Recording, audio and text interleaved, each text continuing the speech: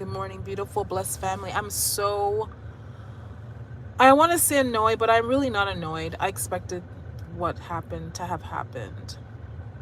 So it's Family Day in the beautiful Ontario, Canada. Oh, I think only Ontario has this holiday. It's funny because it kind of conflicts with my youngest daughter's birthday. Anyway, let me just wait to see if people were able to hear my volume. My volume was low or off before, and so I came off and I'm back on again to see if that people can hear me. But I am so beside myself, really. And I'm gonna be specific about the details because I want people to know where this location is. If you are in the GTA, I want people to know this. Okay, so I am wearing a cashmere winter hat. I'm wearing this jacket is God. TBGN. And it's a goose down jacket, and I'm wearing Sorel boots. So in relations to what I'm wearing, everything I'm wearing is name brand because I'm the type of person that I'd rather buy one of something that's quality as opposed to a lot of like just cheap stuff. So the things I have either been gifted to me or I bought myself were bought with the intentions of longevity, having it for a long time. So I'm in the GTA of Canada. GTA of Canada would be considered like Toronto, Brampton, Mississauga, Scarborough. I think all those places are considered to be the GTA. Good morning to all of you who are watching. So I go into this Shoppers Drug Mart. It's a fairly new Shoppers Drug Mart. It just opened just before Christmas. It's in an area in Mississauga. Now, Mississauga is, if anyone knows Mississauga, it's fairly, it has a reputation to be people who have more, I don't know, I'd say have more money. Like they're more, people, to live here is expensive. Just like the downtown area of Toronto, it's similar to that. But like this is it's a suburb of the GTA, so there's more houses out here. So there's this area where my daughter works. They have just opened a Shoppers Drug Mart, which is a drugstore / it sells everything. Besides drugs, it sells like toys, food, etc., etc. And depending on the area, sometimes it sells groceries as well. So I love this store. There's a point system where whenever you buy stuff, you rack up points and you can actually use those points to purchase stuff. Today's Family Day, so everything's pretty much closed except this is the kind of store that opens on a day when everything else is closed. So it kind of capitalized on the idea that people will still need things on days that things are closed, and their prices are a little bit more, but they do have sale days and they have promotional things and bonus points, etc., etc. So I go into this store. This is my second time going into this store. Okay, mind you, yes, I'm not dressed up. I'm not wearing heels today. I'm not wearing I'm wearing a skirt, but really and truly, like I'm not, like I don't know how to describe it. Anyway, the point is that I walk into the store and I'm looking for a particular thing. I know what I'm looking for. My daughter wanted something and she can only find it online, and I'm thinking like it's gonna cost you more getting it online just because the shipping. So I'm looking for it in this store. It's the Dove. Why am I giving these ads? Okay, I'm not even gonna say what it is. But the point is that it's a hygiene thing, something for hygiene. It's a deodorant, a particular deodorant. And so I go in the store and I'm looking around. So this store, I want to tell you the culture of the people that are here. This particular store, most of the staff, and not all the staff, are Indian. They're all Indian. And this is the thing that's getting me. All right, so they're all Indian. Obviously, Indians are type of people who encourage their kids to go to school and do well for themselves. So I'm assuming they're all educated. There's a pharmacist there, Indian, the security's Indian, the manager's Indian, everybody's Indian. So I'm walking around and I find this guy is following me in the store. There's not much people in the store. This guy's following me. So I'm trying to figure, like what, like how am I dressed? I'm not dressed inappropriately. I have my wallet. I don't have my purse, so there's nothing to put anything into, right? My pocket wouldn't be big enough to kind of, to slide anything into it. Would have to be obvious that I'm taking something. So I'm trying to figure, okay, I have points I can redeem. I get something for free. I have enough points. I racked up enough points I can get something for free. So I'm looking around while I'm waiting for my daughter to finish work to see what I could get. And I thought maybe I'd get something for her. I'd get something for her while I'm waiting, the thing that she asked for. But I thought, you know what? No. I'm always doing that. I'm always buying things for people and never buying things for myself. So I said I would look for what I need. And what I need right now is some tea tree oil. That's a part of, like, I use most of the things I use, if not everything I use, is natural. So I'm looking to replace the bottle of tea tree oil that I have. And so I go to the health food section and I look up. I'm looking at all the sections and everything's categorized according to the name of what it is. So it's alphabetical. So tea tree oil would be somewhere close to the middle or the bottom. So I go to the section, all the different sections, all the different categories of like companies have their own variety of like oregano oil, tea tree oil, vitamins, etc., etc. And I couldn't find tea tree oil. So I look up at the pharmacist, and she's on her walkie-talkie, right? And she's looking at me, and she's talking to, I guess, whoever else. Mind you, I'm probably the only customer in the store. Mind you, there's a pharmacist, there's a manager, there's a cashier, the person from the cosmetics. All these people are monitoring this one little me. This one little me. So I go to the pharmacist and I ask her, like, I'm looking through this whole section. I'm not finding any tea tree oil. And she said it wouldn't be there, it would be over here. So she gracefully walks me over to the section. She shows me where it is. And wonderfully, it was on sale. I'll show you the brand that I'm using. This is what it is right here. Yeah, I use it for various things when, like, oregano oil I use for when the girls or anyone's sick. If anyone's sick, as soon as I hear a sneeze, a cough, boom, oregano oil. In relations to tea tree oil, that's like, because I don't wear makeup, if I'm, something, I can use it on my scalp, I can use it on my skin, I can use it anywhere, right? So I go to the cash and I'm annoyed because I remember that this guy had been following me. Then this lady on her walkie-talkie, she's looking at me, and then she's looking at the guy. She walks me over. She acts nonchalant, but let me just finish the scenario and then tell you my thoughts about this. So I go to the cash and I buy the tea tree oil, and I ask the cashier, I said, can you tell me where the manager is? And he says, I'm the manager. And I said to him, I was racially profiled just now in your store. And he goes, yeah, we have what's it called when someone walks through the store and there's an undercover shopper, or I can't remember what it's called.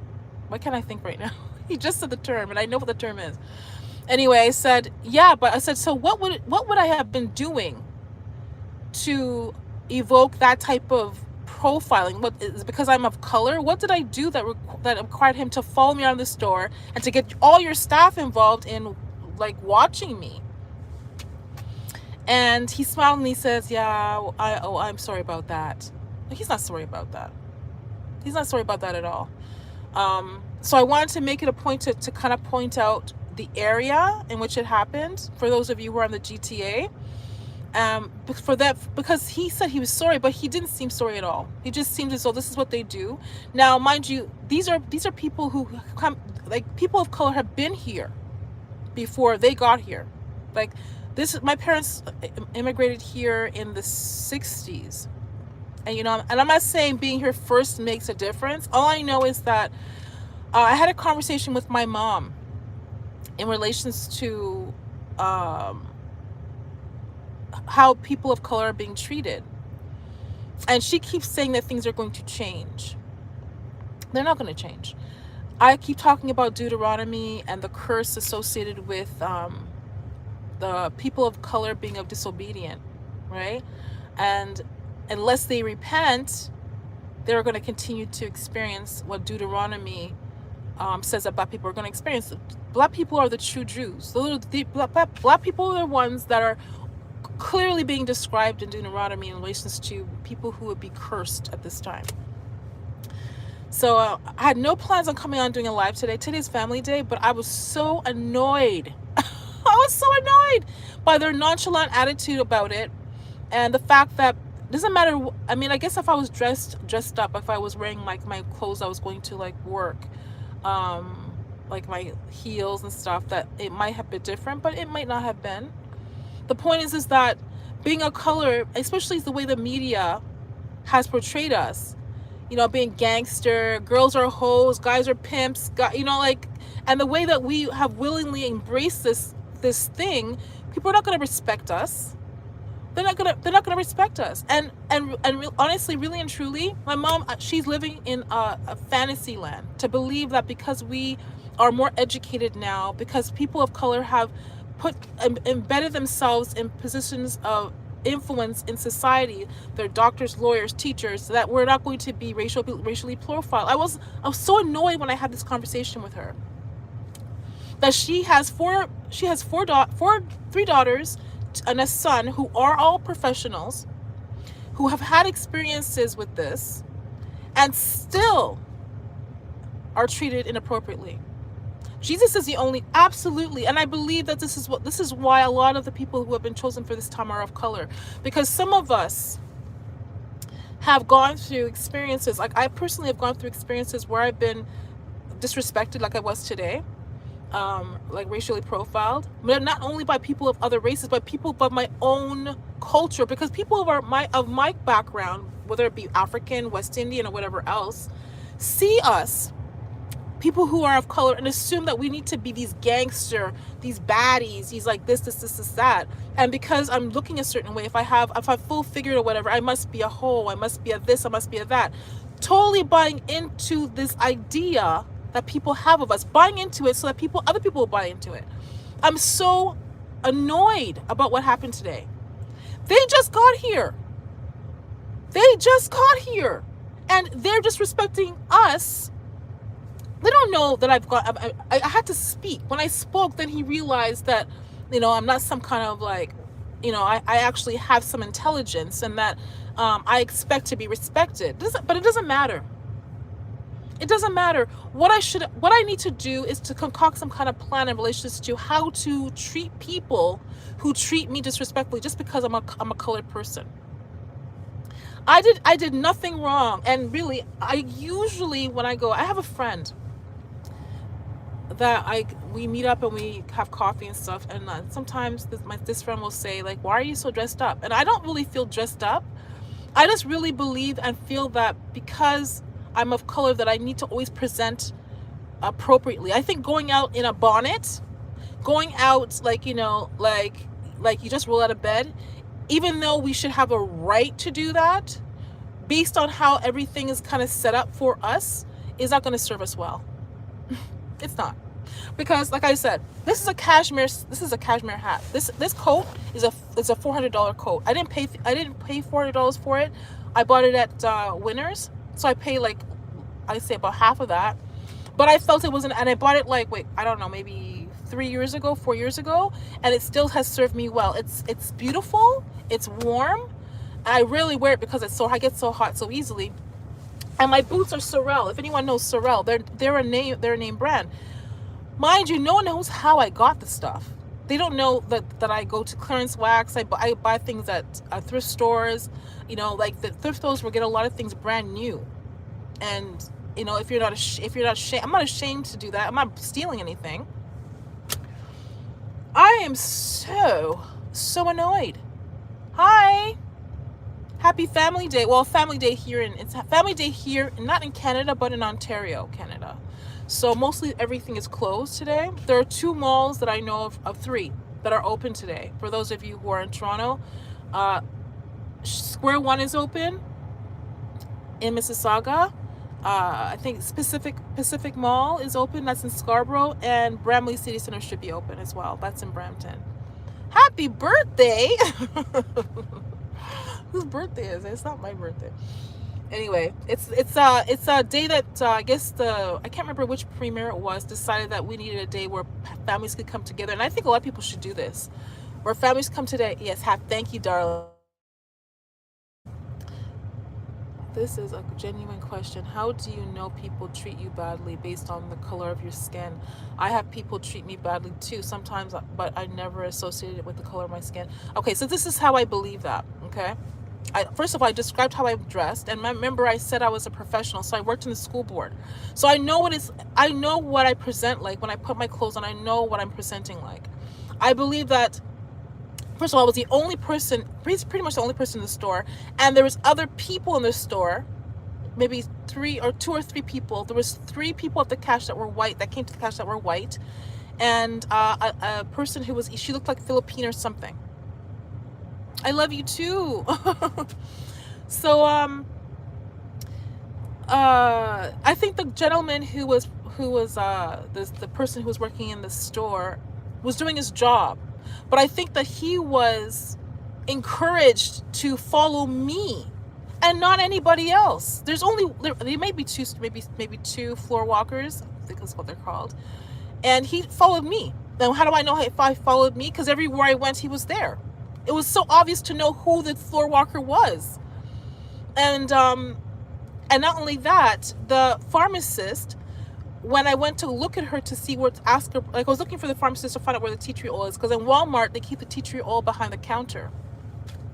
And so she's on her walkie-talkie, and I guess she's looking at someone up ahead.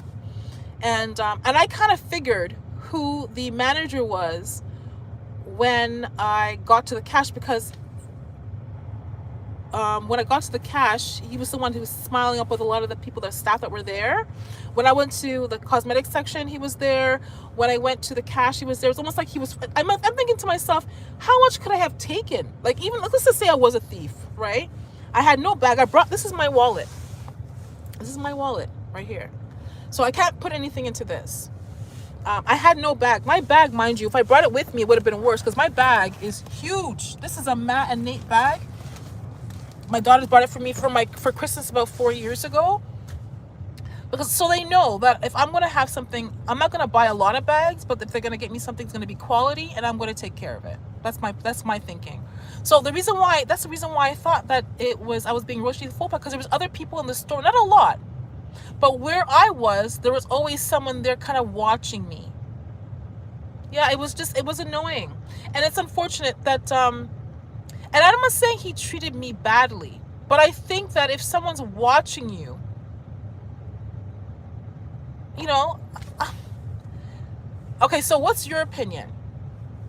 Should I feel slighted because this gentleman was following me around and all the staff felt that somehow a black presence in the store warranted them to be on high alert? That's how I felt. That's how I felt.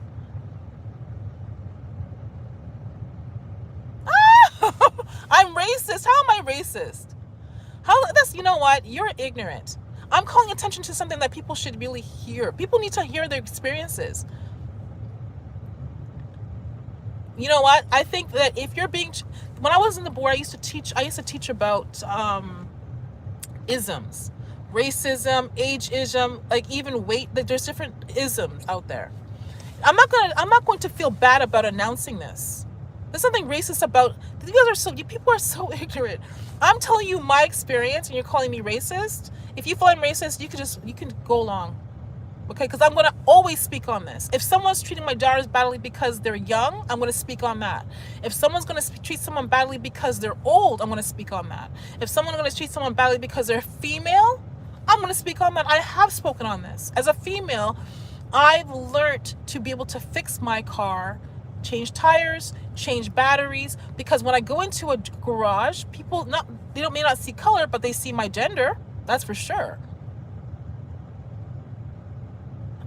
Absolutely. And I'm going to read this. First of all, I'm going to say what this person said about me being racist. Hold on. The person said, "Oh, you're a racist, did you? Oh, why? I should have screenshot that." So I'll just those two things. Indians know us the way the system makes us look to be. Ignorance is a sickness. It is. And you know what? I feel bad because, you know what? I do have people in my neighborhood who are Indian who, because I run every day, have gotten to know me. And because they've gotten to know me, I think there's an understanding now that the stereotype that they see on TV is different than what they see in me and see in my family, which I think is beautiful. But we have to understand that television is a tool that they're using to program our thinking. And when I speak this way, people get so like, what do you mean? What do you mean? And so when I find people talk that way, I ignore I ignore it, because it's just too much to explain to someone who doesn't get it. But for those of you who get it, I understand. And in regards to what age was I introduced to Christ, I was introduced to Christ when I was a child. My parents, for whatever reason, as strict as my parents were, they did what I think they thought they should be doing. So there was always scripture in what they said to me. So they would always say things like, they would incorporate scripture in how they spoke to me, right? So I always knew there was a God based on how they were. My dad took me to church almost every Sunday. So I had a fear of him through my parents' experience, but my experience with church and God and Christ and, whatever else, so how you want to, Yeshua, what you want to say, has evolved over time. And my initial experience with the church and with Christ was very tainted. Very tainted. I'll give you 2 examples. One, what's this, Jimmy Swaggart? No, Benny Hinn. Benny Hinn is from Toronto. And when Benny Hinn had a crusade here, when I became filled with the Holy Spirit, my aunt who used to go to church, she was saying she was going to be in the choir when Benny Hinn came to do when he did his tour and came to do his service in Toronto. And if you ever watch Benny Hinn, if anyone knows who Benny Hinn is, whenever he puts his hand up, people just fall, apparently. They just drop on the floor. Okay, so when I was in the choir was made up of people who had a chance to practice at different churches. But Benny Hinn coming to Toronto was a big deal. I can't remember. I think it was 1999 is when he came. And his service was so big that they had to put it in Maple Leaf Gardens in the hockey rink. There's no ice in there, so they had chairs set up and everything. So the choir, I was a part of the choir, were sitting in the stands. They blocked us off so that we were where the seats were, but we were blocked off to be the choir. And when Benny Hinn put his hand up, the whole, wherever his hand touched, wherever his hand went over, people would fall, just in a wave, right? He put his hand where the choir was, and I didn't feel anything. So I kept standing. But my aunt grabbed my hand and pulled me to the floor. She must have thought I was some kind of heathen. I thought, no. I am not going to fall to the floor unless I feel like something that's going to pull me to the floor. I didn't feel anything. Mind you, I had just had a born again experience, so I know that I know through my experience with God, no one had to tell me this. I know that I had a born again experience. My life had completely changed. And so I knew something was weird. My second experience, that same aunt had taken me to a church. She was also on a quest to find a church or somewhere to worship and serve the Lord. And she invited me to a church in Toronto, and they had the same situation happen where the pastor put up his hand and touched people, and they were dropping on the floor, and they were putting blankets on people, and I'm like, what is happening? I think I was about 6 months pregnant at the time. Mind you, remember I told you I have never been married, so I was this heathen, right? I needed deliverance. So he called me from the back. Usually I sit in the back. I just have this thing about watching people. I don't like to be in the front. I like to sit in the back unless I've trusted the church to be a church I would go to, and I would sit in the front. So I moved. He called me to the front, and I'm pregnant, right? Fully pregnant, very much showing. He put his hand on me, and the ushers pulled me to the floor and put a blanket over me. And from that moment on, I thought that was one of my first experiences with the church that told me, something's not right. with the church. All this running around and hallelujah and screaming and all kinds of stuff used to really make me feel as though I wasn't worthy to go to church. And then when I have the born again experience, and I have these two situations where people were putting their hands up and people were supposed to be falling, and I wasn't feeling like I was going to fall, really tainted my feeling and my experience about church. But my experience with Christ started when I was like very young. My dad must have had an experience with Christ before I was born. And so when we were born, he was always about going to church. My mom, on the other hand, didn't know she was into witchcraft then, but she would always find a reason to not go to church. Like she said, like it was a Sunday, so she'd always be cooking dinner. He's always getting ready, saying, "Are you coming? Are you coming?" And she'd get us ready and say she's not ready, and he'd go without her every time. So now I know why she didn't want to go.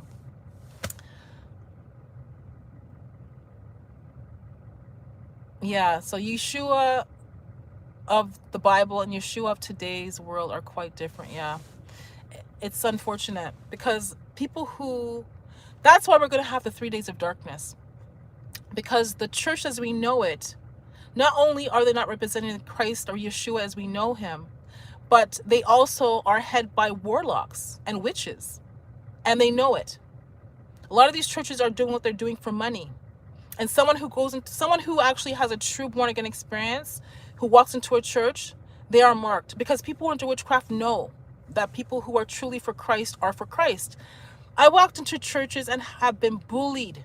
Like women come in there with their purses, I'm sitting down, they hit my head with their bag.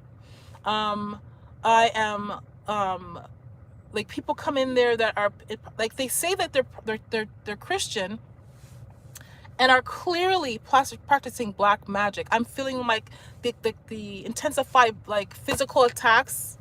And if you guys don't understand this, you need to Google this or do some research about this. And I always say Google because a lot of we're in the 2026th year time of living. Okay, everybody has a website. All information you can find or need to find, you can find online. I'm sweating like a pig. Hold on. So there's no reason for us to not know things. The Bible talks about that this is a generation of ever learning and never coming to an understanding of the truth. You know, like God has to come in. God has to come in. Yeshua has to do this, because there's no way that I could have gone to school, university, worked in a position to influence teachers, superintendents, students, and still be bullied and manipulated and harassed and gaslit the way that I have been. This is definitely a curse that needs to be broken. It has to be. Bless you. Thank you so much, dear. Anyway, I'm sweating like a pig. I'm so hot. This jacket is so warm. It's so warm. It's amazing. And it's, like I said, 5 years old. It's worth investing. I always say, go out there and invest in it. Like Winners, Marshalls, they have name brand stuff. Even Costco. Amazing. So yeah, I'm annoyed. I'm annoyed that we've been here for so long. That goes to show you that people of color, there's a reason why they were in slavery. There's a reason why they're going through what they go through. And there's also a reason why, you know what the thing is, so too, what I'm finding with people of color is because they're so frustrated with being treated slightly, right, that they will cut corners. And I'm talking about people, even people who are professionals, have used the system to cut corners. Now, mind you, people of color are not the only ones who have cut corners, but they seem to be the ones who usually get caught cutting corners. That's been my experience. Like I find people who are from the Indian culture, call it racist if you want, have so wisely put temples when they come to a situation, and then they have educate their people, and they have people in insurance. They have people who are lawyers, doctors, teachers, which is wise. This is not stupid. This is a very wise thing to do. So you have people of your culture representing everything. What I find with people of color is they gravitate towards being in sports, basketball, football, women a lot of times influencers. So a lot of times, a lot of them sometimes are a lot of them are professionals, teachers. A lot of them end up being nurses. But what I'm finding is that if they have an opportunity to make more money to cut a corner, I'm speaking to about my own culture. I can't speak to anybody else's really. I can just speak on what I see, and I'm going to speak on my experience. And no one's gonna make me feel bad for speaking to the experience I've had. I'm not going to be ashamed to say that I was just racially profiled. People are trying to shut people up. Why? People need to take ownership for the stuff that they're doing. I walked into a store right now, just now. There was other people dressed much more casually than I was that were not black and that were not followed. Tell me what that was. That wasn't racist. Anyway, I was annoyed, but I expected it, and I spoke to the manager, and he grinned. He thought it was cute. Anyway, the way I see it is, vengeance is the Lord's. I do what's right. I walked in there professionally, I spoke my piece, and I left. And so they're going to continue to do what they have to do, because I know for sure people who come from other countries to Canada and to the US and to maybe UK are enamored with the culture. So they'll watch TV and assume that, yeah, black people are thieves. Yeah, black women are hoes, all this, because that's what they see, right? It's up to us to be the difference that we want to see. So I walked into a situation right now, they'll never be the same again. They may racially profile, but they'll maybe try and racially profile everybody as opposed to just one woman that's of color, as opposed to everybody that's in the store that should be watched. Why should I be watched? I purchased something, and even if I didn't, I have a right to watch and look and see if what I'm looking for is there. Absolutely insane. And for someone to say that I'm racist because I'm speaking on it, that's shame on you. I want to speak on my experience. That's what it is. I just feel as though people need to stop pretending it's not that way. The media portrays us that way, and if you don't have friends or people that are of color, you're going to assume that people of color are that way, and that's straight what it is. That's that. I just thought I had to convey my disappointment to the manager and let them do what they've got to do. That's all. Anyway, I appreciate your time, guys. I hope you guys are having, for those of you who are in the GTA or in Ontario, you're having a happy family day and enjoying your family. I don't know, it hasn't snowed lately. Usually when I had family day with my girls when they were little, I used to try and find something free to do. So I'd get a toboggan and we go tobogganing. There's lots of hills out here, but I think a lot of ice now that's been kind of sitting here for a while. But whatever you do, if it means you're resting, you're watching, having a movie day, a pizza day, whatever you're doing, please do enjoy. You guys deserve it.